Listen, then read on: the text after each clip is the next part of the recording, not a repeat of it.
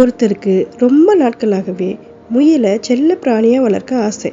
ஆசைப்பட்டபடியே ஒரு அழகான முயல் குட்டியை வாங்கி வந்து கூண்டுக்குள்ளே வச்சு வளர்க்க ஆரம்பிச்சாரு. பசிச்சா அதை தெரியப்படுத்துறதுக்கு கூண்டுக்குள்ளே இருக்க மணியை அடிக்கிற மாதிரி செஞ்சாரு. இப்படி பழக்கினதுல அவருக்கு தன் மேலே ரொம்ப பெருமிதம். கொஞ்ச நாள் கழிச்சு இன்னொரு முயல் குட்டியை கொண்டு வந்து அதே கூண்டுக்குள்ளே வச்சு வளர்க்க ஆரம்பிச்சாரு. புதுசாக வந்த முயல் குட்டி பழைய முயல் குட்டி கிட்ட இவர் ஆள் எப்படி அப்படின்னு கேட்டுச்சு. அதுக்கு பழைய முயல் குட்டி, அவர் ஆள் நல்ல மனுஷன்தான், ஆனால் புத்தி தான் கொஞ்சம் கம்மி.